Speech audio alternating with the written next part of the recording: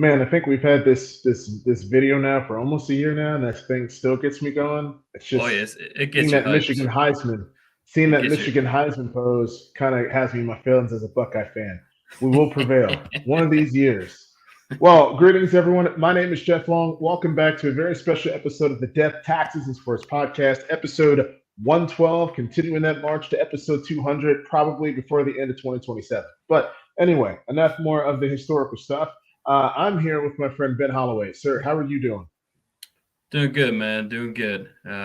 Just ready to chop it up with some sports with you, the fellas and ladies. That's it. Definitely, definitely, definitely. We'll have our guest PK joining us here in a little bit once when he wakes up from his nap. And then Gary Legend, well, we don't know where he is. He might be in the abyss somewhere, but we wish him well. So we are going to be oh, and look who it is. Gary Legend himself. Looks like he's in a classroom. Well, he'll be back. But He'll be anyway, back. tonight we're going to be discussing that rather interesting lines law, specifically that fourth down aggressive call. Definitely want to talk about that. Want to get your thoughts on that, Ben. Really wish Tigney was here for that one. The 49ers, are they the best team? We'll see. College football rivalry and as well as some NFL playoffs. And he has joined us. All right, Gary here I Legend, am. how are you doing, sir? I'm well, guys. How are you? Good, good. Glad you're here, sir. Always a pleasure. Yeah, how are you feeling this beautiful 6-5 day? I'm sorry. What 6 and 5 day? Broncos 6-5. If you haven't heard, the Broncos are 6-5. They finally have a winning record for the first time since Obama was in office.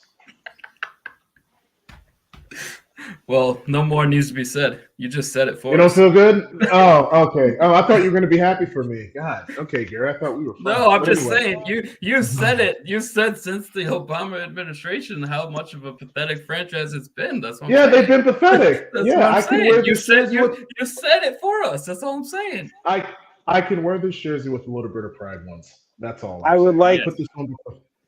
I would like everybody to take note that I'm not wearing any Giants anything today. So that's how I'm feeling. Okay. Yes, Okay, yes, we'll we get. won. We won. Fantastic, and sure we'll get to that. But whatever. Hey Jeff, Hey, let's it's all good, let's buddy. let's jump into the deep end with these lions. Let's get it going. Yes, yes, these lines, these lines. So, really want to start with this one if we can, because we talked about whether this was a big deal, little or no deal, and I think anything with sports in the regular season, specifically the Lions, who have been abysmal for the longest time, you got to put it in context. In the context of they never really went on Thanksgiving, is it a really big deal? No.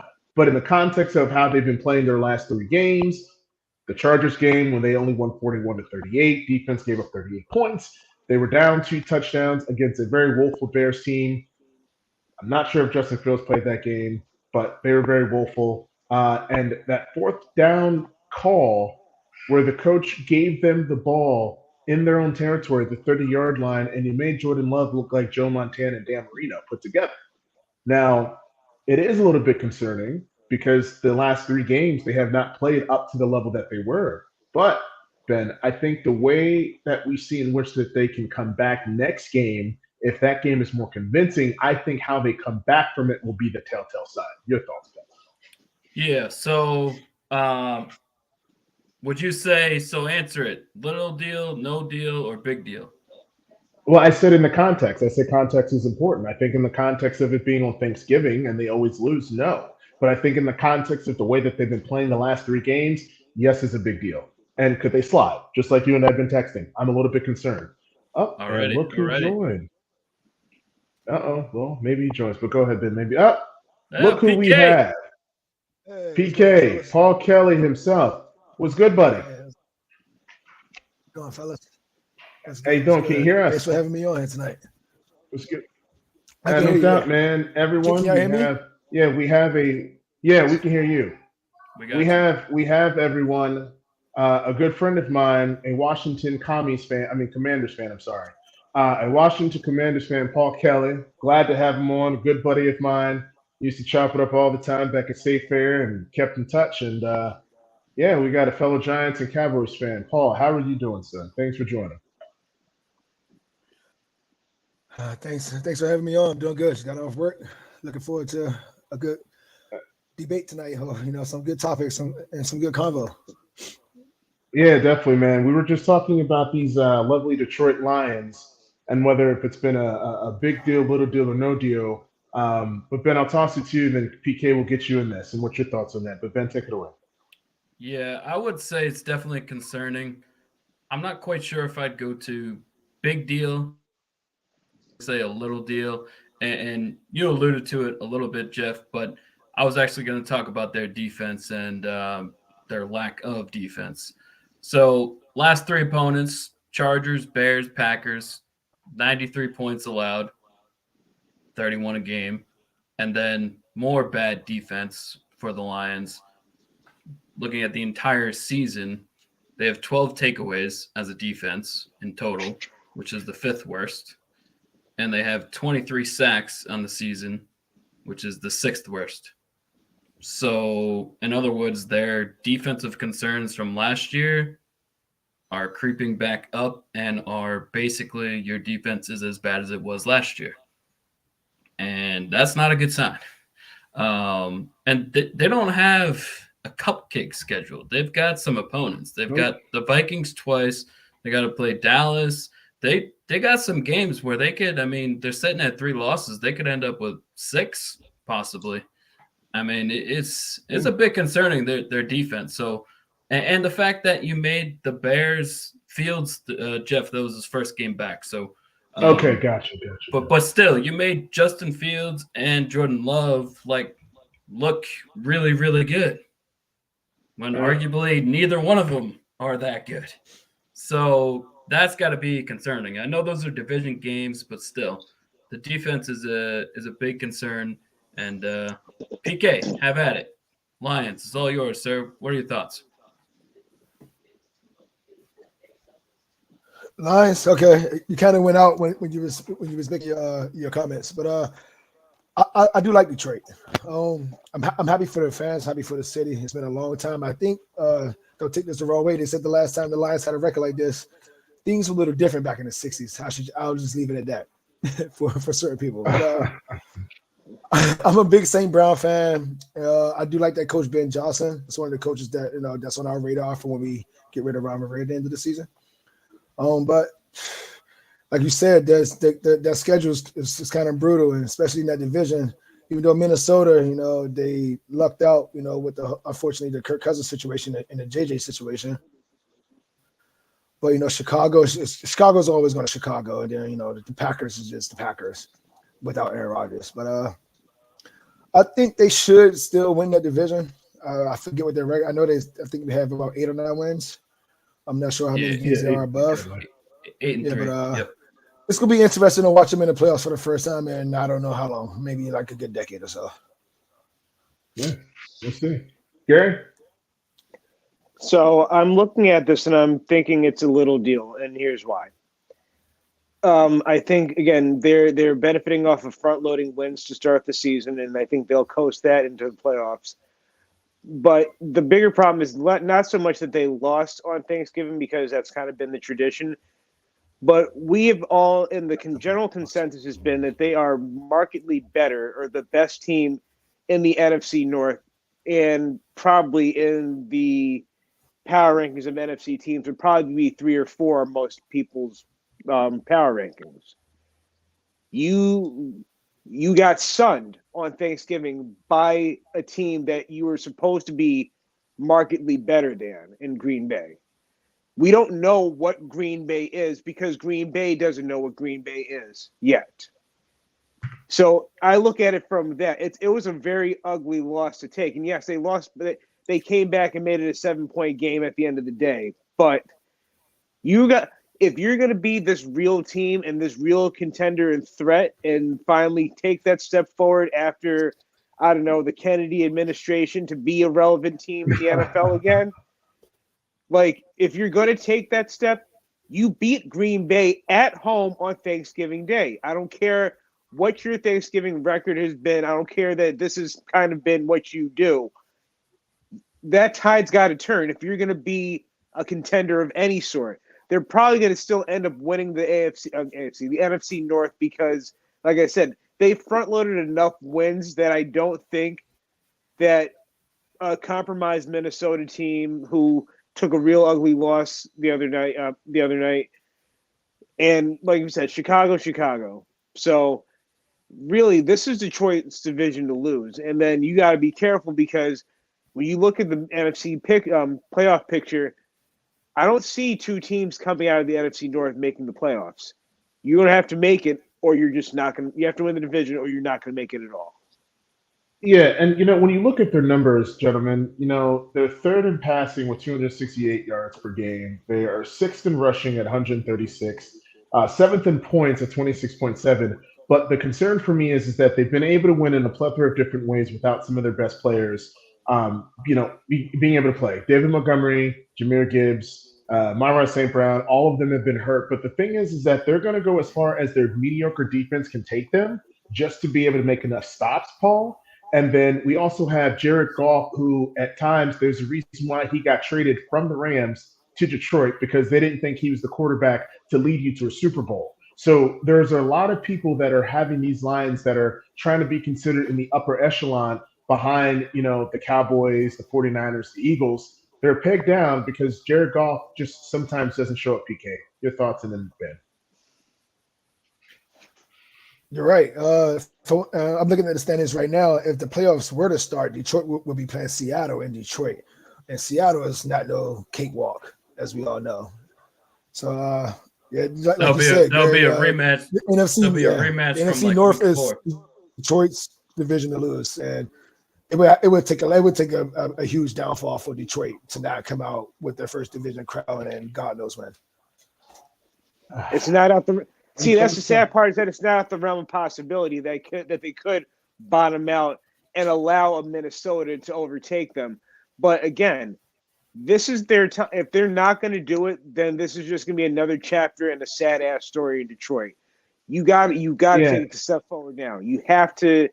If you're going to be a team that's relevant, you got to win this division. You got to beat these teams. And yes, they have a brutal schedule coming up, but you got to win some of these. You're going to have to win at least one against Minnesota. And Ben, you and I talked a couple of weeks ago. We talked about how the Lions started 1-7 last year and they finished off strong. Is this going to be the bipolar opposite as far as them starting off really strong and then completely cratering? That's a very real possibility, man, because there's just a lot of holes that we are seeing with this Lions team that are very, very, very concerning. Again, Vikings twice. Justin Jefferson's coming back. You got those Denver Broncos, those 6-5 Denver Broncos. Show some respect to those Broncos, baby. And I'm just saying, they're already going to lose that game against those Broncos. So, I mean, Ben, holla at your boy. I can't get on board with that. I don't think they're going to lose to the Broncos. I love you, bro. That game's in Detroit. Put a 20 on that? You want to put a 20 on it? It's in Detroit. It's in Detroit. Jeff, get a game over 5. Get a game over 500. Y'all know how to act. Lord have mercy. Oh, I'm sorry. And how's your team doing, sir? How's your team doing? Hey. They beat us twice with a backup quarterback, so 2 in a row. That's why I'm against my team. I will say this. Getting back to the Lions quick is that their game this weekend, the Saints, I would say is pretty important because the Saints are they're okay, but that's a bounce back game. You got to win that game. If the Lions lose that game, then the conversation is going to be a little bit different because then you got to go to Chicago, which we've all alluded to. Chicago's all over the place, but they almost beat you in Detroit. At Chicago, you never know what weather is going to be in December. So, we would not be crazy to say they could lose the next 2. And then you're talking about a 3-game losing streak. It's not – I'm not saying it's going to happen. I'm just saying if they lose to the Saints this weekend, then who knows what the weather's going to be in Chicago. It's could be going down fast. So I think that Saints game this weekend is a big one for them. Okay, so let's just do a final round before we get to these 49ers here. What is going to be the final win-loss total for the Lions for the end of the season? PK, you first. I'll take the over 10, at least 10. Okay. At least 10. Okay. All right. With the loss of the how many games left? 4 or 5? How many games left? 5? What they got?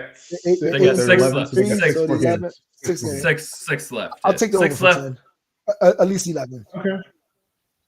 At least 11. Okay. All right. Garrett? I think they will win the division with a 10-7 record. Okay. All right. Ben? I'll go 11. That's 3-3 Okay. the rest of the way. Okay. All right. As we talked about teams in the upper echelon of the division up or within the NFC, we cannot forget about those lovely 49ers. Gary, these 49ers, Brock Purdy. are they the best team in the NFL?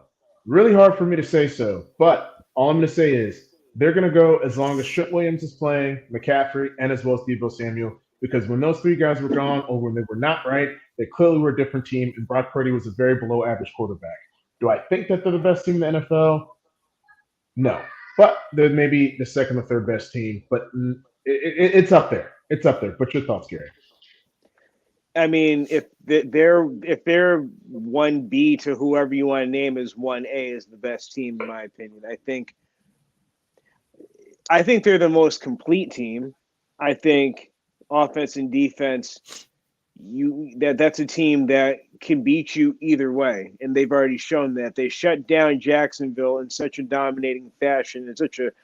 It was so alarming how dominant they were against that team, and they've proven to be the offensive juggernaut many times this season. You've seen, yes, they're only going to go as far as a McCaffrey or Debo go as far as their health, and on the defensive side as well, how that's all going to play itself out. But really, I look at that team and I see a team that's not afraid of anybody above them at this point. If you want to say a Philly, if you want to say Kansas City, they firmly believe they can beat them both. And we're about to find out this Sunday if they can beat Philly. But that's going to be a test. That easily could be a preview of the NFC Championship right there. And it depends on, this game will go a long way in terms of whether that game is in Santa Clara or in Philadelphia. Bex? Ben? Then PK? It's in Philly. Ben? Like what Gary said, I think the 49ers PK. I think the 49ers are the top team in NFC. I mean, no hate on the Eagles or whatever, but it's gonna be a tough one. It's gonna go down to the wire. The 49ers are a well-rounded team, so is Philly. As far as the AFC, as much as it pains me to say, Baltimore's up there, Kansas City's up there. From what I'm looking at right now, it's gonna be tough for San Francisco. But I think they definitely take the conference, and they might be the representatives in the Super Bowl for the NFC. Yeah, it's very possible. Ben?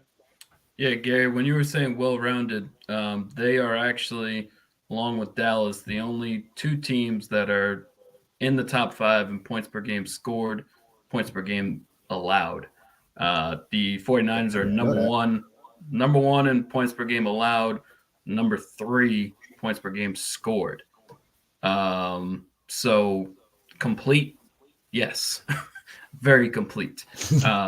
When they have their stars, those 3 losses, Debo wasn't there, Trent Williams wasn't there. We're not making excuses, we're saying facts. But facts are facts. When they've had McCaffrey and Purdy and Williams and Debo and Ayuk, I know we can play the what-if game for a lot of scenarios, but they literally have not lost a game that they all started and finished. NFC Championship game they lost, Purdy went out in the first quarter. When those guys have played the entire game, and I think we're on about at least 15 games, they have not lost. So to me, right now, they are healthy at this current time. Who's to say if they will continue to be? Because Kittle has an injury history. Debo, we know, has an injury history. McCaffrey has an injury history. That's the biggest. If I was a Niners fan way before the season started, my biggest concern would be our best players are all injury prone. But if you tell me in January they got those guys, I'm picking them to win the NFC. They're the only team, PK, they're the only team that has shown an ability to have more than one game where they have been truly dominated, right? They dominated the Cowboys and they dominated the Jaguars, 2 very respectable teams that are going to make the playoffs. You look at the Eagles, yes, they're 10-1, but they've either had to come back. Jalen Hurts hasn't been playing to the best of his ability. A.J. Brown can sometimes go ghost. That defense, their corners back are a little susceptible to the big plays. So when you really look at it, in the whole entire NFL, the 49ers are the only team that have shown an ability to play a full dominating game of 60-minute football. Outside of that, the rest of the teams have been mediocre, regardless of win-loss. PK? Yeah, and that Jaguars blowout was in Jacksonville too, so that was on the road. Mm-hmm. So that says a lot. And both teams were coming off the bye too. Right. Yeah. You're right. So yeah. So maybe I should change my answer. Right now, yes, they are the best team. Knock one for Ben Soul Jeff. Here we go. I'm gonna say if they're all healthy, it's all depending on health. Like the thing that I still have the Eagles just denied is that they still find ways to win when they're not playing the prettiest. Right? Yeah. That game against Buffalo really showed me a lot because that was a very rainy, gritty type of game. And Jalen Hurts marched down the field. Say what you want about the Bills, 6-6. There's still a decently talented roster that have the ability to beat anybody on any given day. A team that blew out Miami that put up 70 points on my Broncos, 48-20. So you still got to give respect to respect to. Go ahead. Question about that Phillies game. Do you think Philly does that in Buffalo if they weren't at home? I mean, Jalen Hurts is 27-2 in the last 29 starts. I mean, dude wins. Yeah. I mean 27-2 is a pretty damn big sample size. Yeah, that is. But I'll just throw a question to you, Gary. Like, do we think that the Eagles are, would you say, as you like to say, would you say they're 10-1 as a fugazi 10-1, or do you think they are legitimate 10-1? It's, that's a good question with not an easy answer because I think you look at the talent. If you look at the names on the roster, you just put the roster on a piece of paper and just look at it. That's a 10-1 team. Like, it's not crazy that they're 10-1.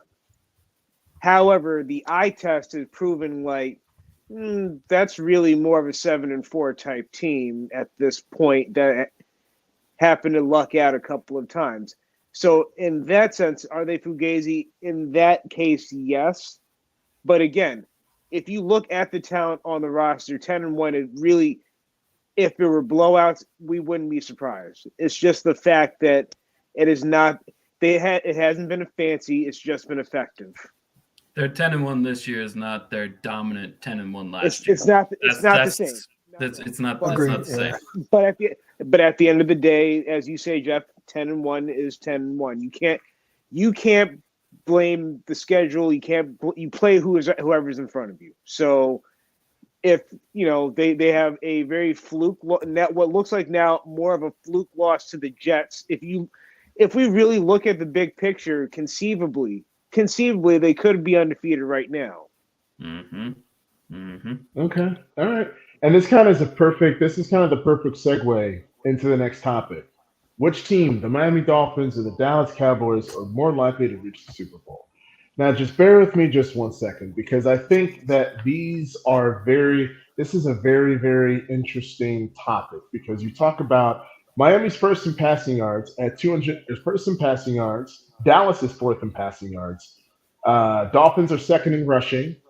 Miami is 13th in rushing, but Dallas is first in points per game at 31.5. Miami is second in points at 30.8.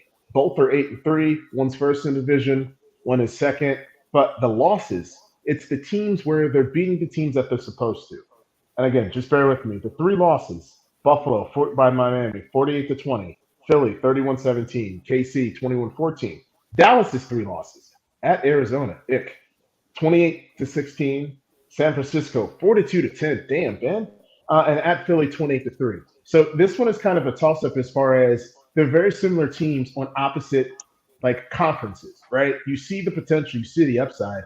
They beat the teams they're supposed to beat. But to answer the question, I'm going to go with Miami just to answer the damn question. But you can go either or. And I'm going to say the AFC is more of more up and down versus the NFC. But I'll go to you, Ben, because I know you're dying to speak on this. Yeah, so they're both 8-3, and they both have beaten nobody. And their offenses, to your point, are there. I heard some Miami fan on Twitter the other day. Oh, they've now beaten one team above 500 because technically they beat the Broncos. And I was like, yeah, but what were the Broncos back then? They were a hot mess. So you can't really count that. You can't you still didn't beat anybody. Back then they were trash. Yeah. That you didn't beat anyone still. 6-5. Like just because they're 6-5 now doesn't mean you beat a good team when you beat them. Because when you beat them, they weren't freaking good. So both teams haven't beat anybody.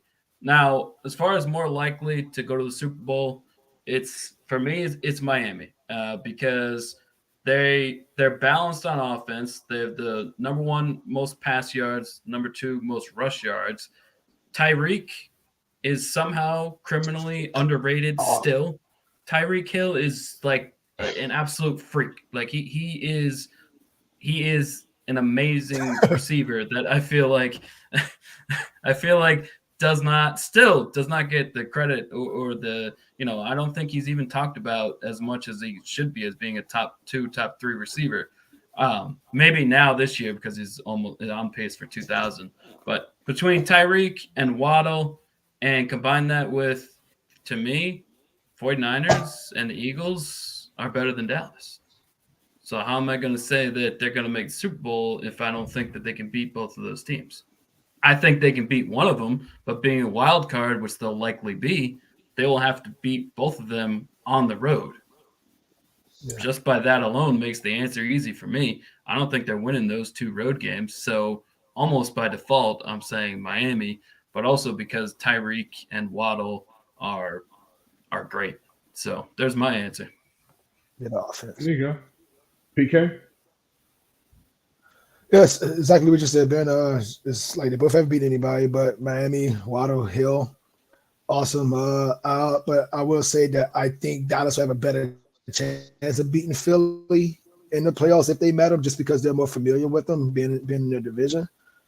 But not trying to sound biased. It's just like you said, Dallas, they really haven't beat anybody, but at the same time, the teams that they have beat, they've blown out. They've won more. I think they're undefeated at home, won like 12 or 13 in a row, put up averaging 35 or more a week at home.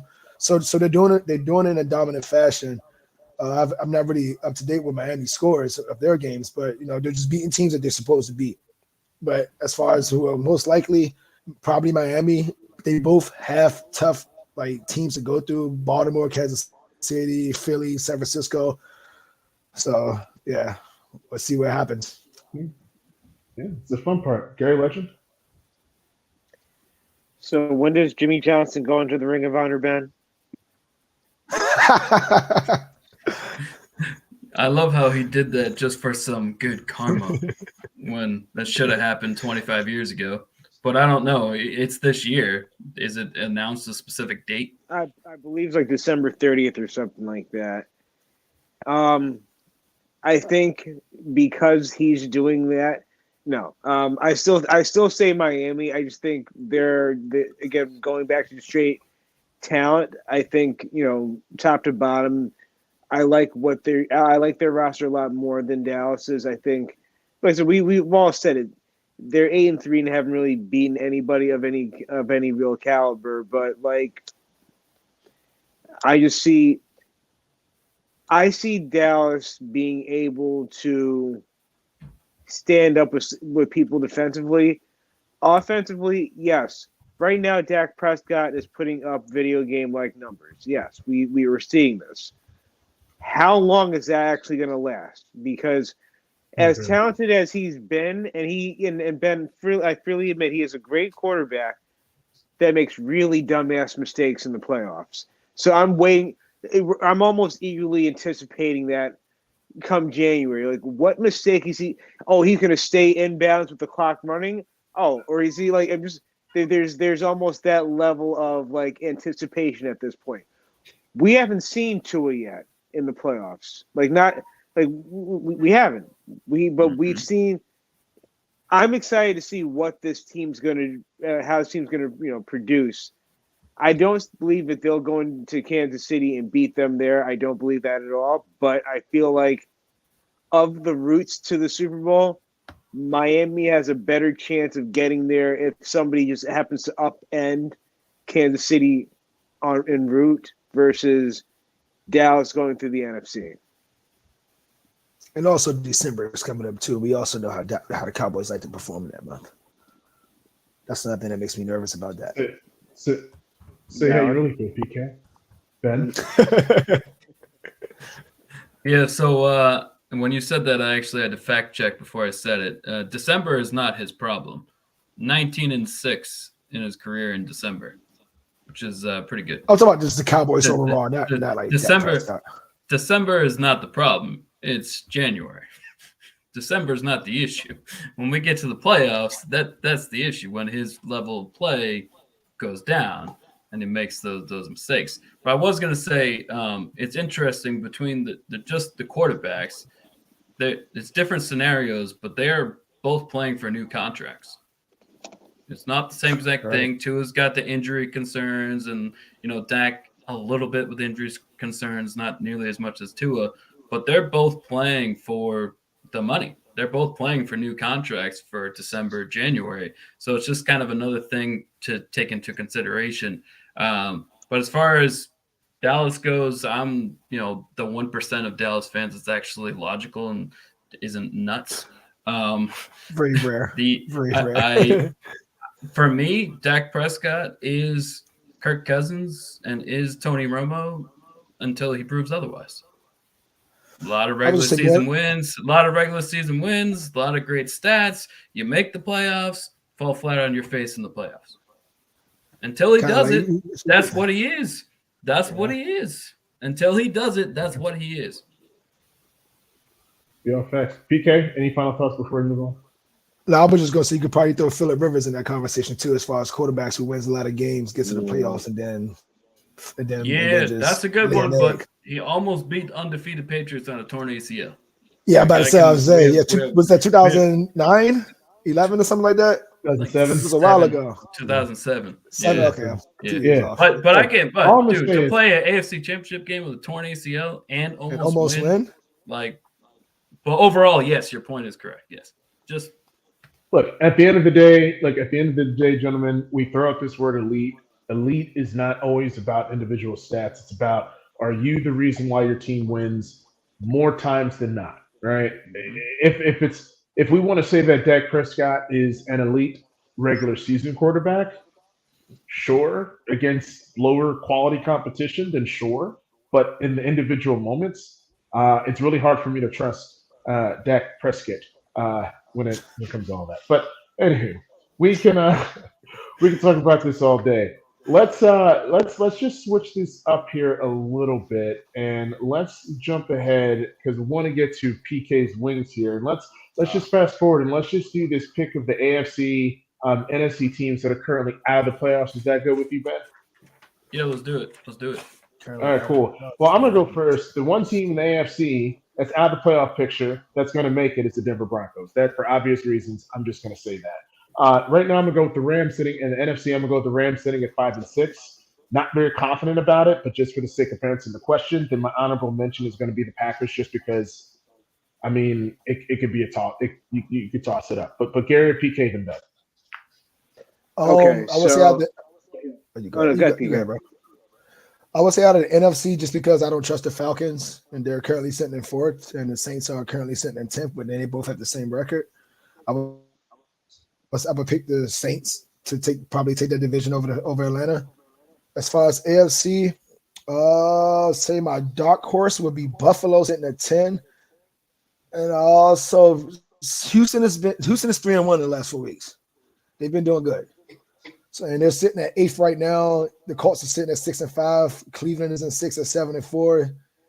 The Houston Texans are surprisingly right here, and I love CJ Stroud, and I love Tank Dell. I love what they're doing down there with their offense. If Damian Pierce and Devin Singletary can get it on track, and that offense gets well around it, they can definitely make some noise, I believe.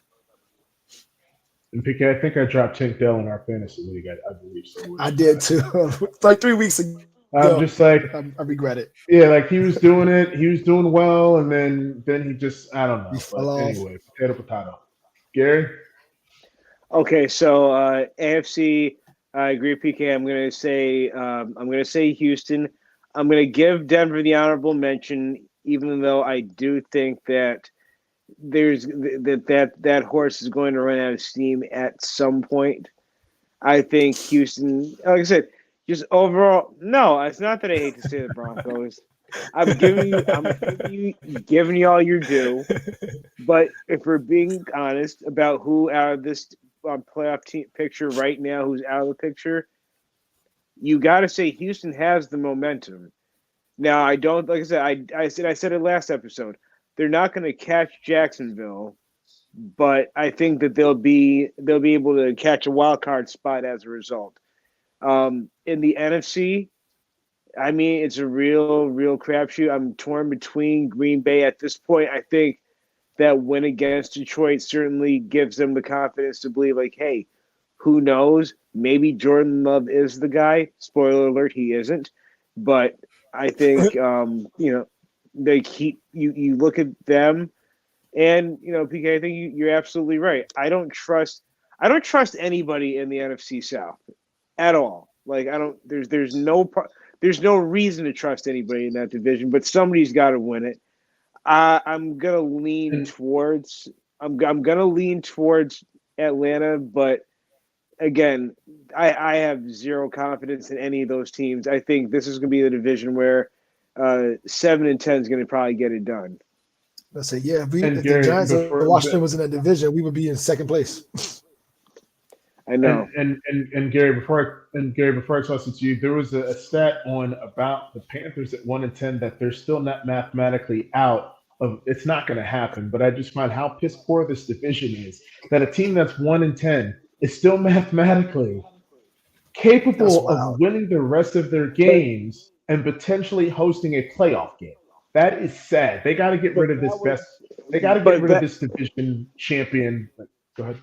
No, I'm saying but that's what happened in the NFC East like 2 seasons ago. Before we found like last season was kind of an anomaly where everybody finished either at or above 500. But the season before that, Week 17 was a Giants. It was Giants, Eagles, or somebody else.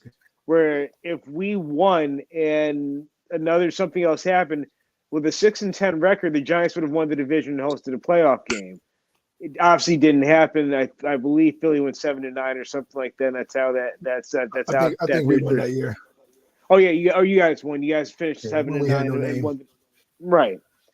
So it kind of these things happen in certain divisions, and unfortunately, it seems like the NFC South is kind of taking its turn as being the trash division. Before it was the NFC North for a long time. Like it kind of just it goes in and out. So. Yeah, that division is really sad and pathetic. Ben? Yeah, so for playoff teams out of the picture and playoff one of the teams to make it in, my 2 answers are very similar actually as far as the reasons why. The Texans and in the NFC, the Packers, and the reasons are almost identical. Just made it simple. So both the Texans and the Packers have won 3 out of their last 4 games, and both have relatively easy schedules. I'll go quick. Texans, home Denver, at Jets, at Titans, home Browns, home Titans, at Colts. Packers, home Chiefs, at Giants, home Bucks, at Panthers, at Vikings, home Bears. Oh. Both of those teams can win 4 out of those 6. You win 4 out of those 6, you're in. So for me, hot.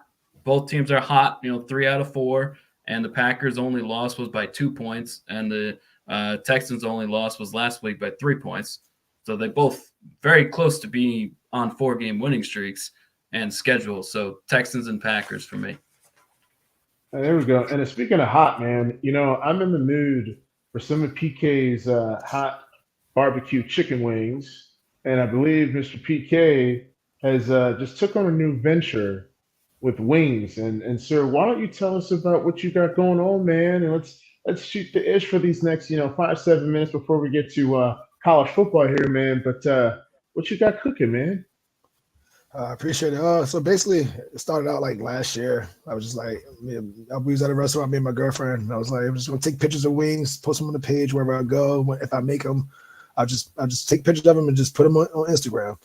And then one day I was out, made some wings myself with some sauce. I forget the concoction I made, but they tried it, they liked it. And they were saying, "Can I buy them from you?" And I was like, "Sure." And then one person got them, and then I made the page and kept putting pictures out and did like a few events where I would go to my other job out in Federal Hill in Baltimore. I would just take wings on a Wednesday night and just hand them out to people, and first come, first serve, no charge, no nothing. That's how I got my name out.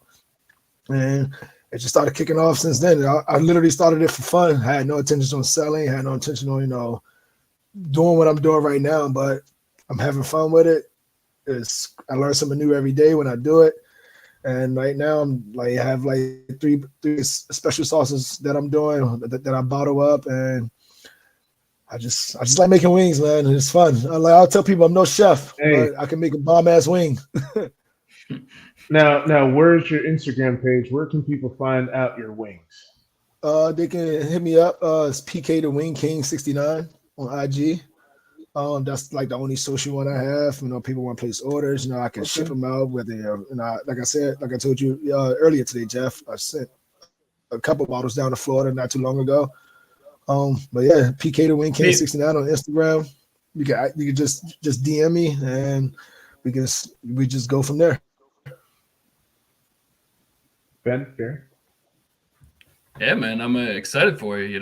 Started as a hobby, now you're making some money off it. It's great, man. It's I'm happy for you, and it's something that makes you happy, and not only is it making you happy, making some money too. So great, man. Glad to hear stories like that all the time. So I love it. I appreciate it. I got my LLC. What is your? Go ahead, Paul. Go ahead, PK. No, I'm just gonna say I got my LLC, working on the vendor's license and a couple other things later on down the road. But it's baby steps right now. But we'll see where it takes me. Hey, man. There you go. Gary, you about to say something? No, I was just gonna ask PK. I'm like, all right, favorite flavor. My favorite. I'm a normal, basic ass guy. Buffalo. The ones I make the most, what people like, it's the hot honey that I make, and then another one that I started experimenting with a couple of weeks ago. It's one of my honey mustard sauces. That's been really popular like lately. So yeah. Nice. Okay. Now we gotta ask, like, what's your favorite foods? Like, okay, so if you put together the perfect Super Bowl food kit of food, what would PK recommend? What are your favorite foods for Super Bowl party? Outside of wings, definitely got to have some sliders there, like some ham and cheese sliders, some hot Italian sliders. Always got to have sliders there. A good queso, some chips and a good queso, like white queso. I'm a big fan of white queso. Wings, sliders, chips and queso. Oh man, can't think enough right now. I'm trying to think what I had last year for the Super Bowl. I had a lot. Obviously a good burger. You can never go wrong. Like not like a actual a quarter pound or something, like a little burger slider. I'm a big slider person when it comes to like sporting events. Something small, something simple, something you can take it like 2 or 3 bites and you're done with it. Not too messy, not too crazy. You use a paper plate. Yeah, those would be my 3 if I had to choose for like Super Bowl food. It looks like you're making one of our listeners a bit hungry. I mean, I'm getting a little bit hungry. Like, guys, I love a cheeseburger. I actually love have a double patty cheeseburger. You said what? Cheeseburgers? Yeah, no, I'm saying like a burger, a double patty burger with cheese, with jalapenos, avocado, bacon, and egg, and an egg, but the egg dripping. I don't know what it is. Something, man. Yeah, man, that's gonna get my cholesterol up there a little bit, but hey, it's all good. But great. But no, man, definitely excited to have you on, man. Thanks for coming. We're gonna continue on here. And again, give a shout out to, say it one more time for the listeners, man. For your PK the Wing King 69. Okay, all right, guys. Make sure that the guy's telling you, if you want some of those wings, hit him up. show him some love because those wings are fire. You got to save me some of those hot barbecue when I come back to Be More, man. All right, I'm gonna hold you to that. Got you. All right now. Let's get this thing rolling here with a little bit of college football and these 3 rivalry games. We will save the OSU Michigan game for later because I'm still hurting on that, and we'll just save that. But Ben, and I'm so glad Tiffany's not here because we don't have to talk about that because I'm sure she would rip that in my face. This Auburn versus Alabama game, Ben, we're watching that game, that 4th down conversion of a touchdown. You can see I love the faces that they show people on ESPN, on Instagram, and everywhere, how all the Auburn fans are all happy, and they convert that play on that 4th down conversion. Yeah, for sure. Yeah, that was a crazy play. 4th and 31, 4th and goal from the 31, so it might as well be 4th and 31. Jalen Milroe, rolls out. Part of that play was Auburn deciding to rush 2 people. Not exactly the best plan. Like, don't ever do that again. Defensive coordinators got to go, probably. But the other thing about that game, besides, that, like, Auburn's quarterback, man, and I got to be fair, I did not watch the game in full, but the stats for Auburn's quarterback, Peyton Thorne, 5 out of 16 for 91 yards, 1 touchdown, and 2 interceptions. That's pretty bad. Sheesh. That's pretty bad. That's bad. And even with that, they were in great position to win the game. Even with that, because their running game was so dominant. But I'm sorry, Peyton Thorne, probably a great kid, but man, that was a horrible game. I mean, PK against a rival for that matter. I mean, it's. That's and he's not like to and go I looked it up too. Like, he's not normally that bad. Like, I think it was 15 for the years, like 15 touchdowns, 9 picks. Like, not great, but it ain't like that. That was worst game of the year for sure. Listen, This is the quarterback I was just getting ready to say, like, in the NFL, that can get you a $140 million contract. So, actually, just ask Brock Osweiler. Oh Lord! He talking about his quarterback. He talking about Danny Dimes. That's what. Him too. I forgot about that part. 15 touchdowns can get you $140 million apparently. So, cheers to Danny Dimes and his agent. God bless. Can we just say, just real quick, like, like in college football, like there was a Matt Rule that said something about quarterbacks now. Or because NIL, to get a good quarterback is going to cost you between $1 to $2 million. That's accurate. Like that, I mean, like the way that college football has just changed. It's just absolutely crazy. But just kind of continue this on, man. Like this Washington State game, PK, like this Apple Cup, the last Pac-12. I just first want to ask you, like, what is your thoughts on this whole conference change, this whole conference realignment, no more Pac-12, all these schools kind of going all over the place. And then Ben, I'll toss it to you for the Washington State game. But Gary, I want to get you guys' thoughts on just this whole conference realignment. Just quick 30 seconds. Oh, for me? I mean, yeah. Like I said, I'm not too knowledgeable in college, but as far as the conference things, I do love how like college football does things like Washington versus Washington State, like Michigan versus Michigan State. The interstate rivals, just to keep that rivalry going. It's kind of like how I think the NFL every year should do Washington versus Baltimore. Dallas versus Houston. Philly versus Pittsburgh. That's just my opinion on that. Like I haven't really been up to date with the conference stuff, but I'm actually because of this conversation, this podcast today, I'm definitely going to be paying more attention to college football this Saturday. No, I feel you, man. I feel you. Gary, what are your thoughts, man? Like, just this being that this is the end of the Pac-12, I know how much you love college football, but I know you definitely have an idea on just the whole conference realignment changing. This is the last Pac-12 championship coming up. I know you got some thoughts on that. Listen, I don't have to know nor give a damn about college football to understand that the NCAA is dying a death in a very public manner. And what was the establishment's falling piece by piece. These conferences, because everybody's realizing the money is like you can make this money and do all this wherever you go. It no longer is like, oh, we have to have these power conferences and all this alignment. It's like eventually we're going to see almost similar to an AFC and NFC when it comes to division, at least in D1 football. I really do believe in the next 10 years we're just going to see an East and a West, an AFC and an NFC, some type of however you want to flip it. I think that's what we're gearing towards. I think that these little conferences, and not by no means is the Pac-12 a little conference, but I mean in the sense of like these individual territories. I again don't know a lot about college football, but what this all really reminds me of is professional wrestling back in the 70s and 80s. Back in the 70s and 80s, there were different territories. You had the WWF in the Northeast. You had Jim Crockett Promotions in the South. You had a territory in AWA in the Midwest, World Class Championship in Texas, so on and so forth. And then slowly you saw it become the WWF, WCW, and then eventually ECW. Like you saw little by little this eventual where it's just like it's the power too.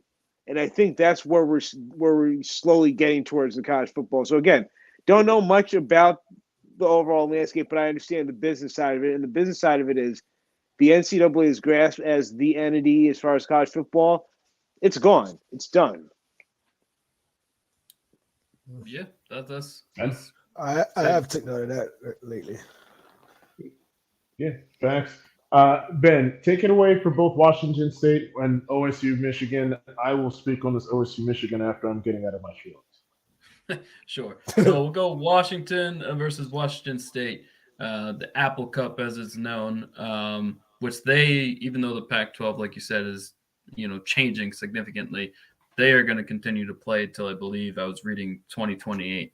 Anyway, specific to that game, the Washington coach, this is where like what separates coaches who are not afraid compared to coaches who are playing for overtime or coach scared.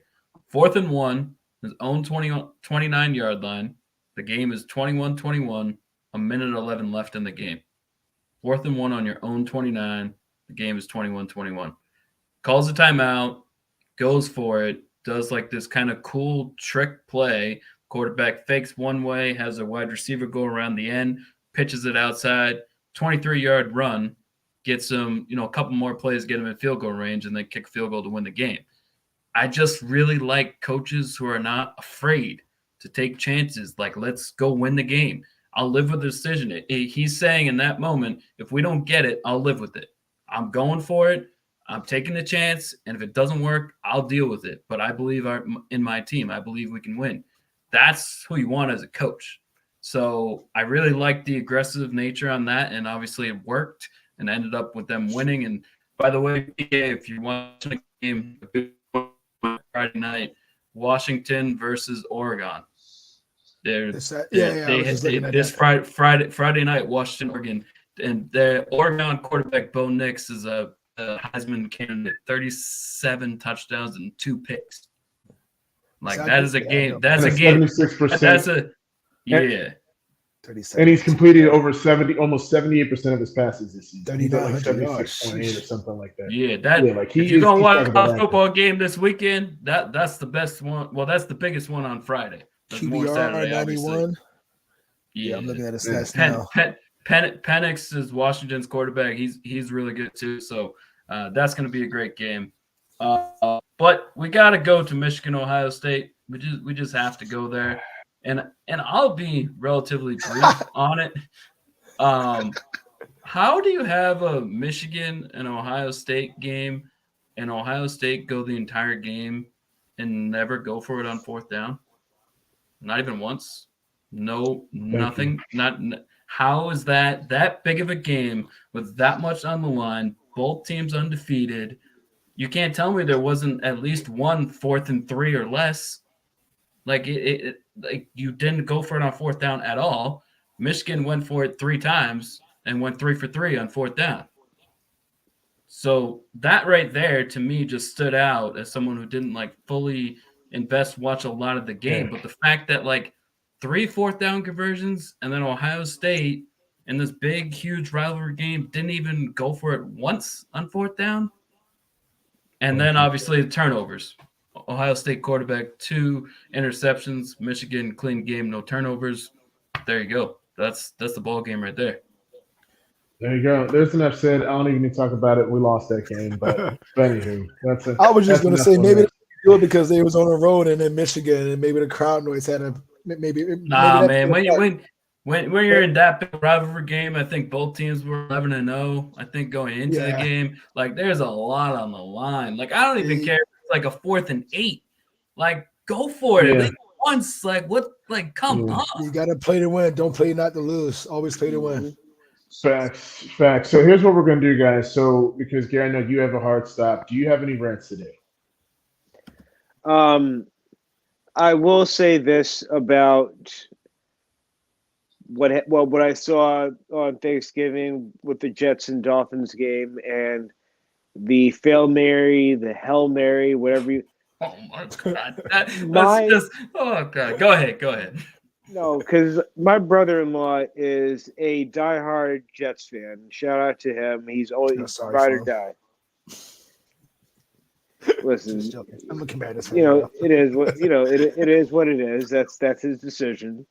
And I was watching the game with him. We went to the Poconos as a family for Thanksgiving and everything, so we're watching it from there. I watched his soul leave his body as this play is unfolding, and I'm just like, only the Jets. Like I feel. Listen, and maybe it's just me talking shit a little bit because, hey, my Giants won 2 in a row against we beat Washington, whatever. We beat up an old man in New England. That doesn't make us feel any better. It makes us feel real proud and all that. But I look at it from the perspective of like, y'all embarrassed us this weekend, just as New Yorkers, that at home in our building, you've had a butt fumble, and now a Hail Mary in front of a national. A Hail Mary pick 6. Crazy. It adds to their lore. And I asked real quick, Aaron Rodgers, do you really want to come back to this season? Because I understand you want to defy the odds, which. I have a whole conspiracy theory that he didn't tear his Achilles. Oh no, he didn't tear. Oh no. He did not tear his Achilles. There's no way.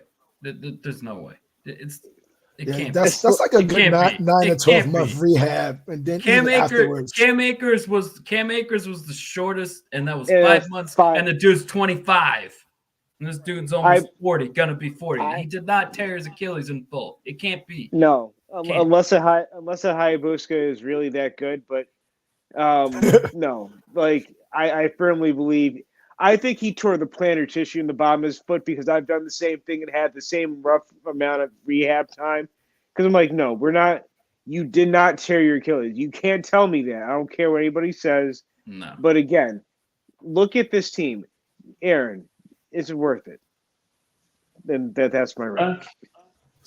Facts. Cool. And then PK, before we throw it to your rant on your Washington Commanders, because I know you got something real quick. Eagles, Niners. Gary, Eagles or Niners on Sunday?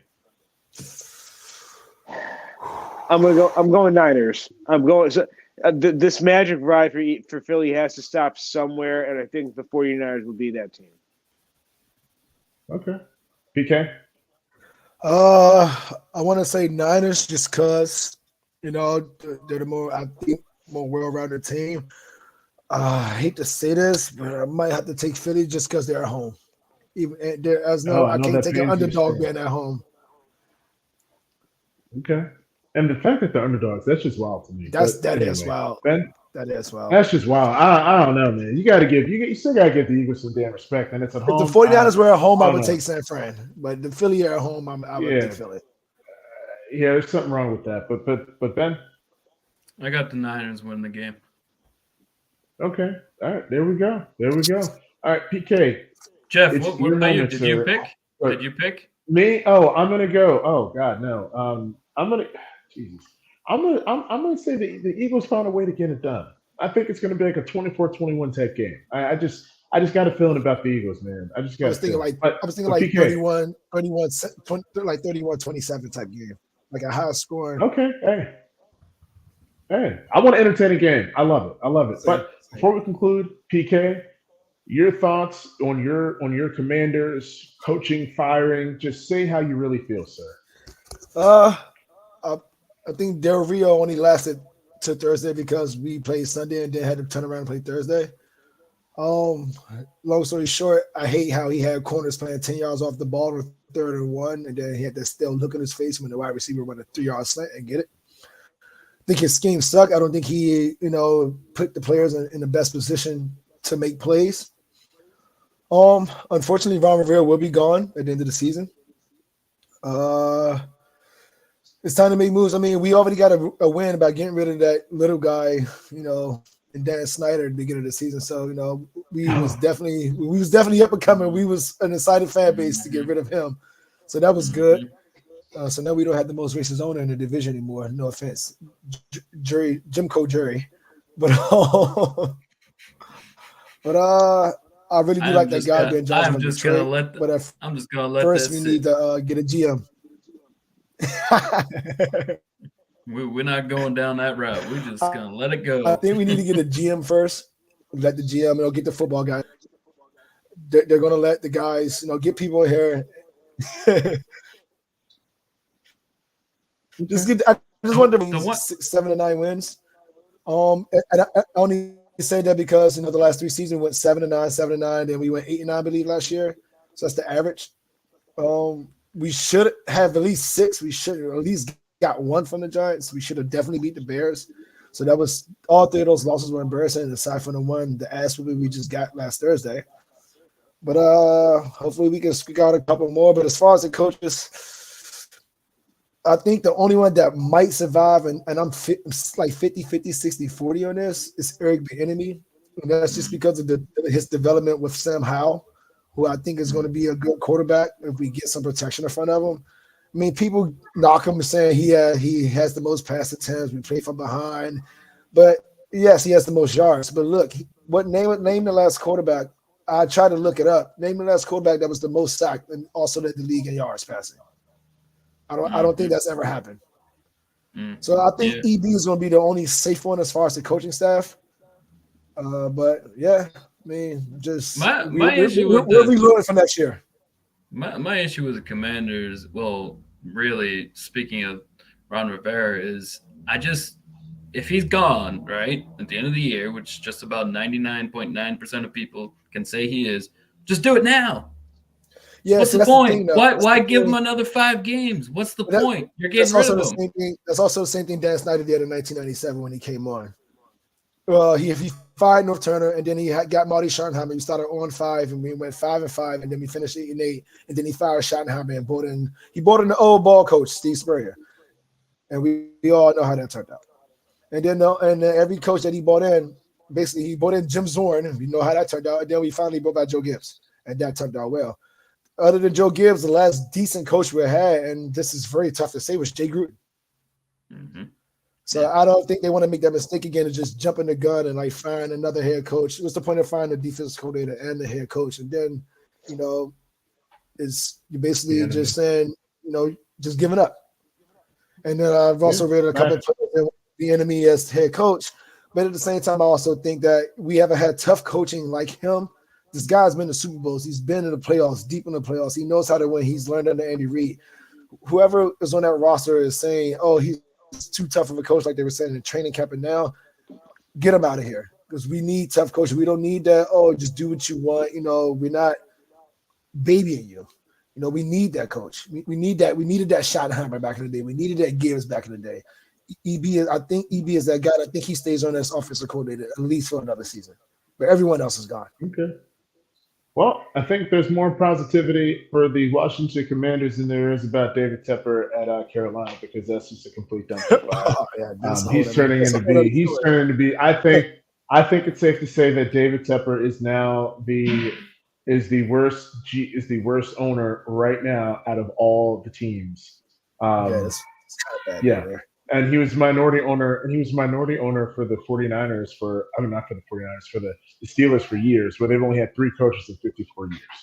Yet you say you're a patient guy. But anyway, PK, glad that you've been able to come on, sir. Definitely looking forward to seeing how your Washington Commanders go. Look forward to seeing how, no doubt, man. We'll definitely have to bring you back on. Ben, Gary, it's been a pleasure.